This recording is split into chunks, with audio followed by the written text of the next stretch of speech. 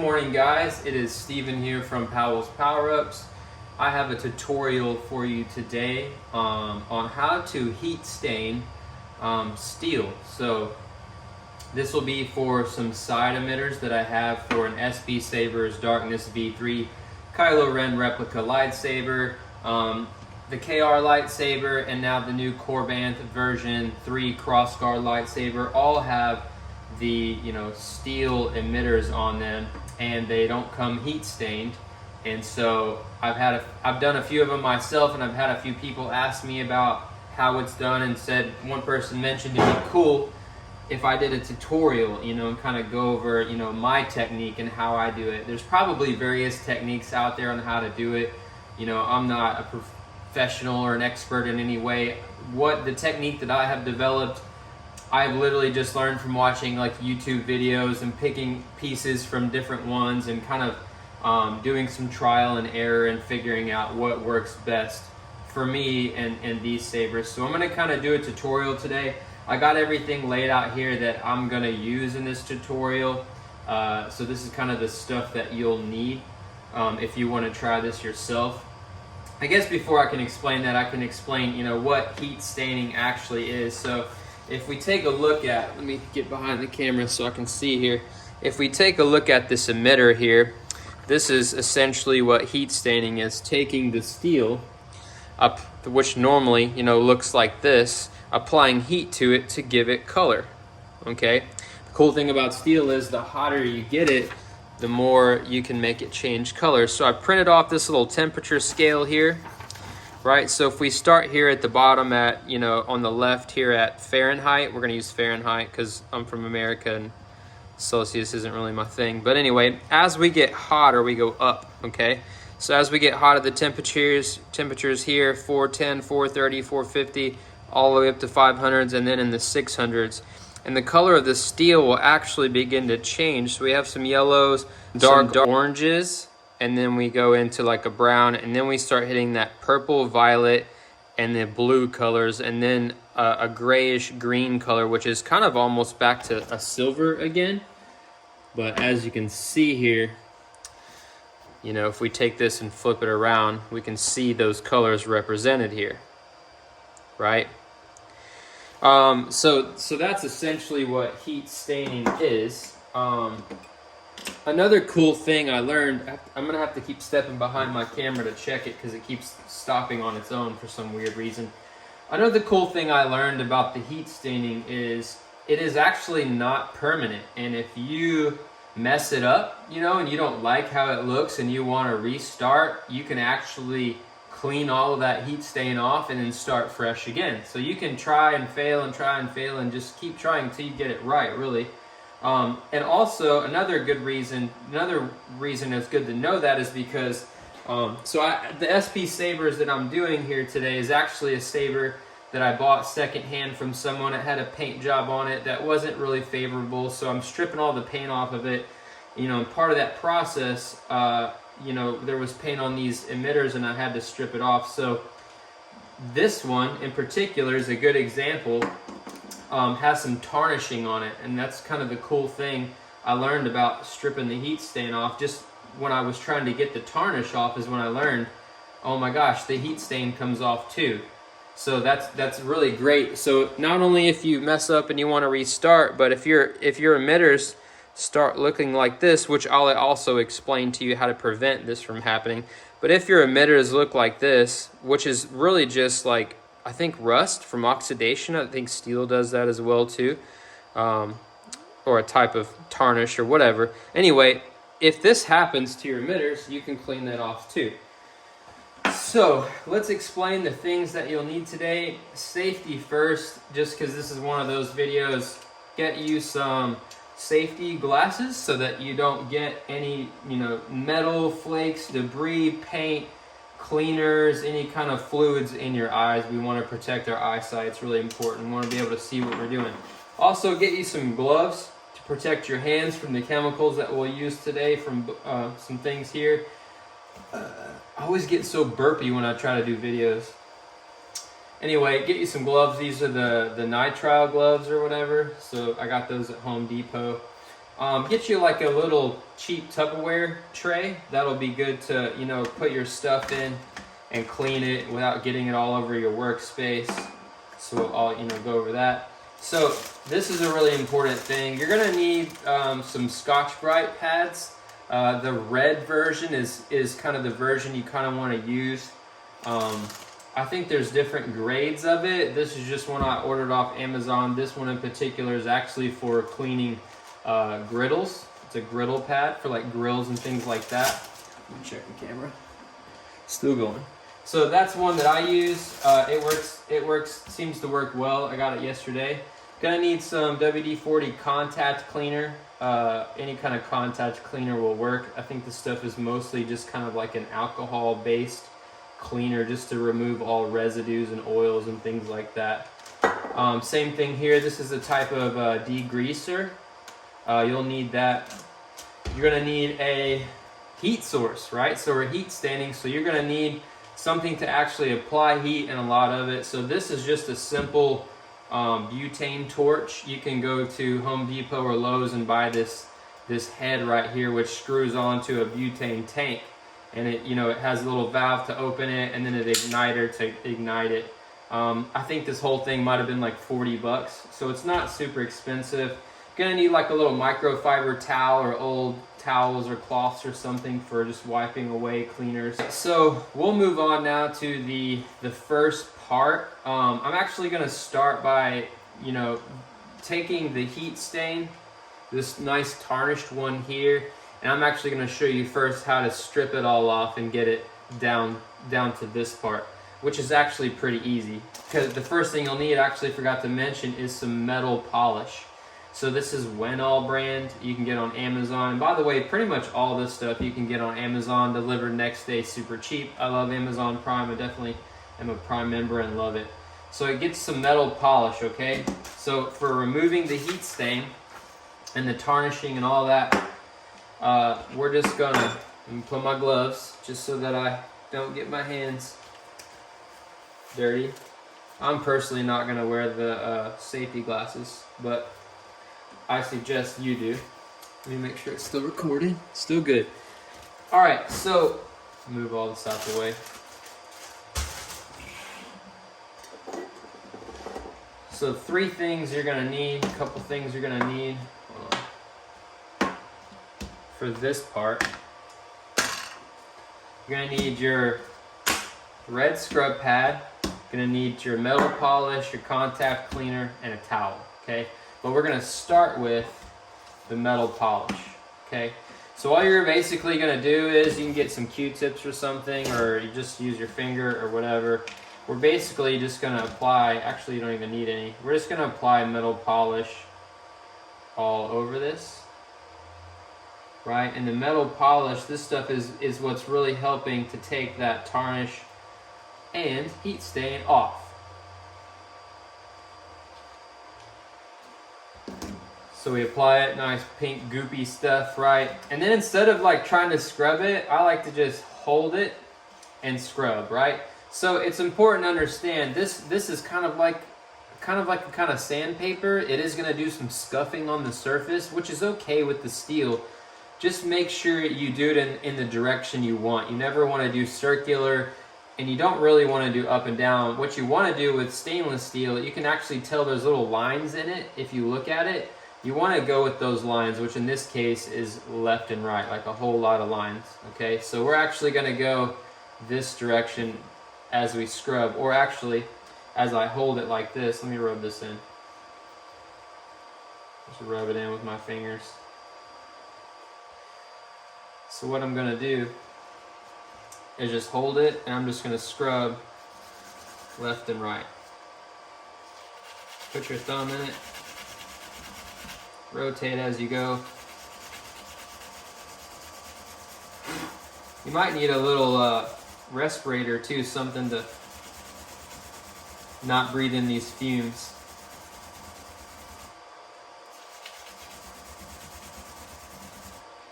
So just keep scrubbing. You can look at it as you go, but you'll be able to see where you are here in a second. Don't be afraid to put some pressure on it.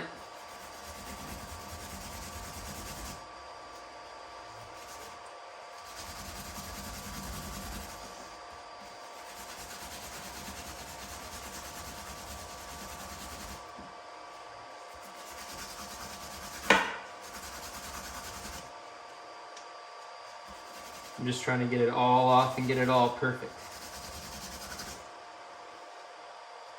So that's pretty cool that I found out just from trying to remove the tarnish that you can also remove the heat staining, which is great because you can try this, and if you screw it up, you can just start over by cleaning it off and starting all over. So there you can see we've pretty much removed all the tarnish and heat stain, but now we actually want to remove that cleaner off of there. So we just use a little contact cleaner. I'm actually almost out of this. Use your little rag here, wipe it off. Maybe if I take one of these off.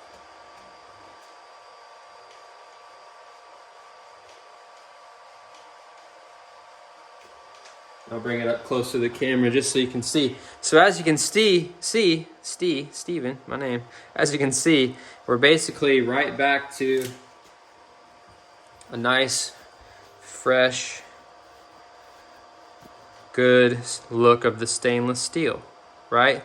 So we are prepped now and ready for heat staining again. But first, I need to talk about how to make sure you prep your part so that you don't get the any kind of tarnishing or stains on here whenever you heat stain it. A lot of the reasons that happens is because there's some kind of oil or grease or chemical on here, and when you go to do the heat staining, that will cause the tarnishing to happen. So that's where the degreaser comes in, which is kind of what the contact cleaner does, but I feel like the degreaser does an even better job of it. So I'm just going to put them in my tray here. I'm going to apply some degreaser. This is just some degreaser, again, I got from like Lowe's or Home Depot or something. I'm just going to let those soak for a second. Then I'm probably going to get, I don't really want to use this rag. I might get a paper towel or something. Let me get some paper towels. Towels here. I need a bigger desk. Your workbench can never be too big. It always needs to be bigger. So let those soak. You know what you could probably do too? You could probably take like a little clean toothbrush or a little brush of some kind. Just kind of, you know, give it some brushing. Really get in any kind of nooks and crannies and crevices and get in there. This brush, you can get it, again, Home Depot or Lowe's for like 80 cents. Not even that much.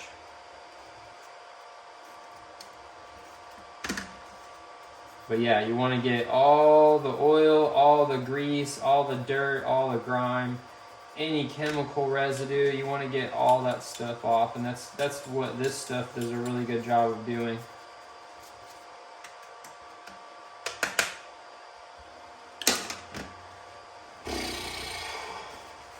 What you're supposed to do, actually, I think, if I remember reading the directions right, you're supposed to rinse it with water.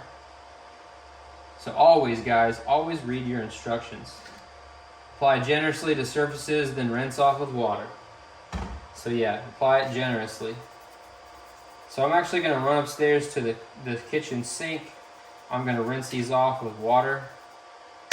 And then probably come back, dry them off with a paper towel. And then we'll start heat staining.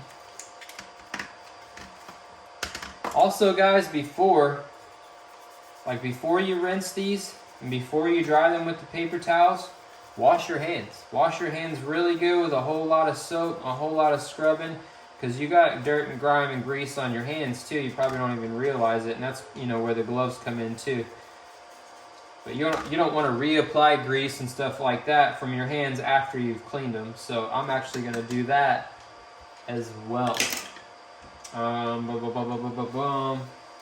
So yeah, I'm going to go upstairs, wash my hands, rinse these, dry them off, or I'll come back down here and dry them off. Alright, so went upstairs, washed my hands, washed these parts, washed the tray out.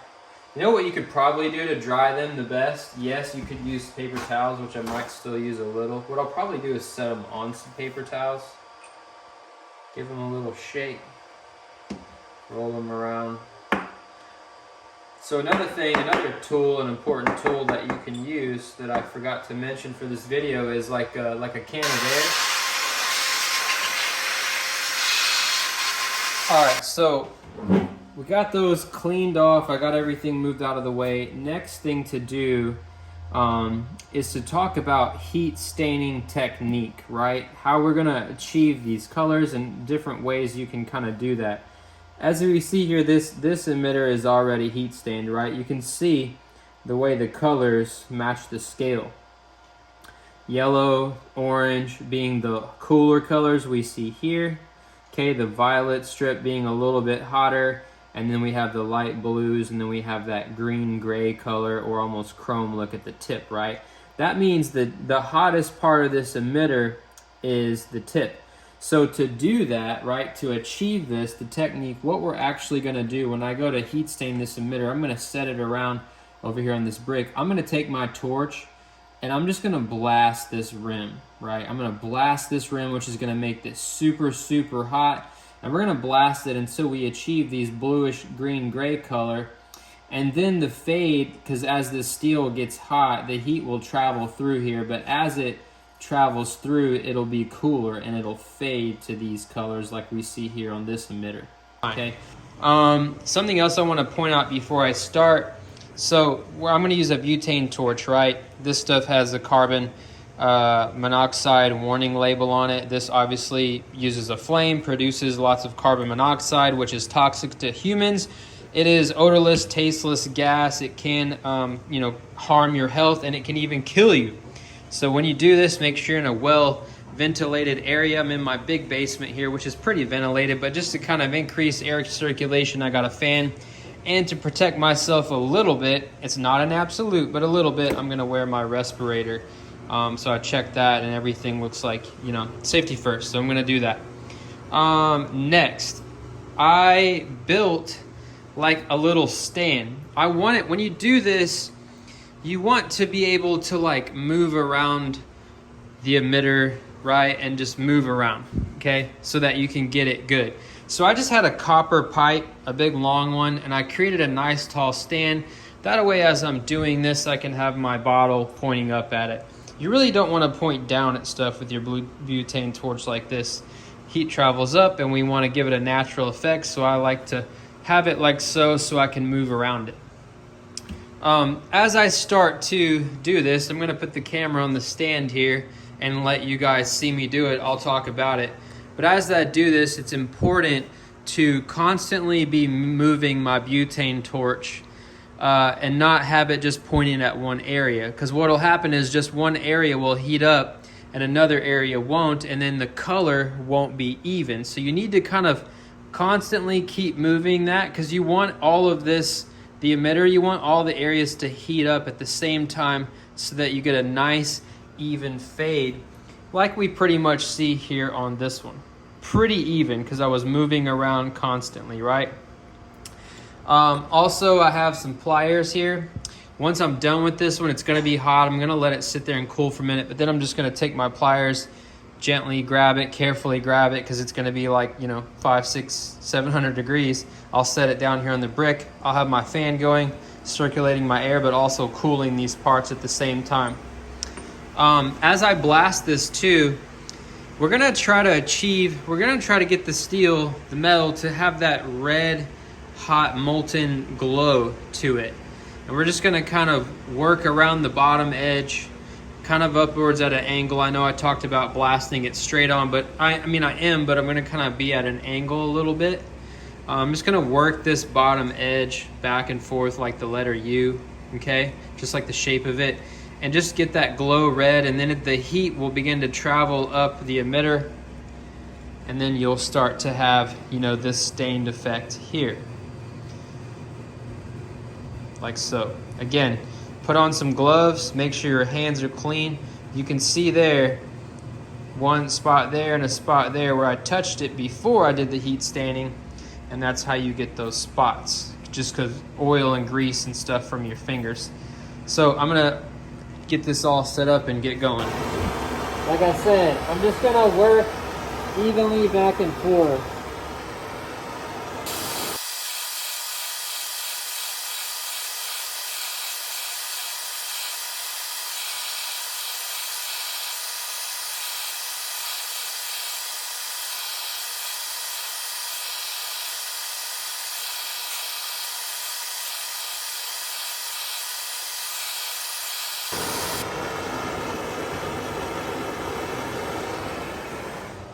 All right, so I'm gonna stop there.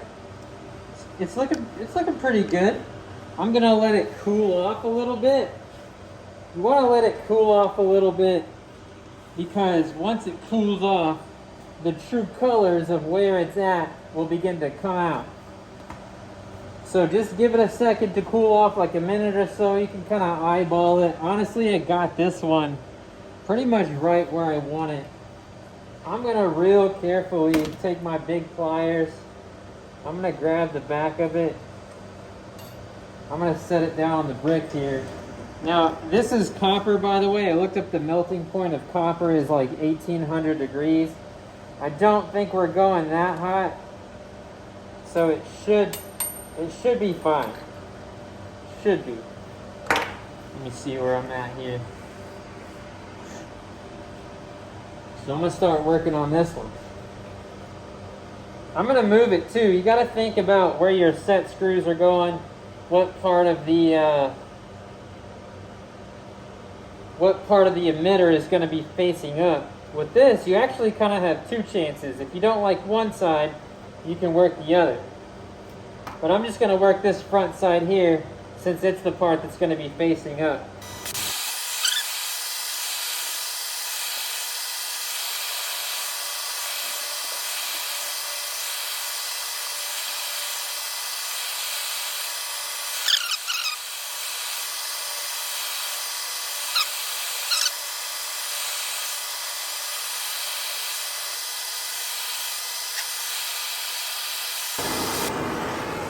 I'm actually going to stop there. Like I said, the longer you let it, once you shoot it, you know, you're staining it, you want to stop for a while and let it cool.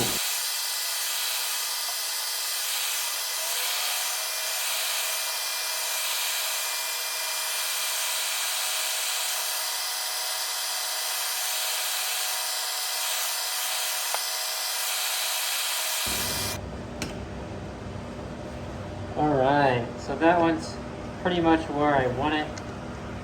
Kind of looking at the top version of it there.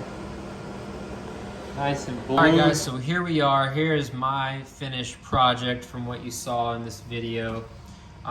They're not perfectly matching and even like you can tell here, but you know, these have been sitting here for about 20 to 30 minutes under a fan or beside a fan, cooling off, so that, you know, we can pick them up and touch them now and kind of inspect them and see where they are and make decisions on whether we want to restart or if we want to apply more heat somewhere to kind of even things out. You know, whatever you decide, this is your chance to kind of inspect your pieces and see what needs to be changed and kind of flip-flop around. So, you know, do that. Set them in each other and kind of visually think to yourself, you know, are you happy with this? If you're not, then redo it. You'll thank yourself later. But anyway, hopefully this helps some of you guys out. This is my little tutorial on how I do the heat staining. These pieces here will actually be painted black out to about here and here. I actually have one just to kind of show you. This one I think was painted by what's his name? The Proplicator.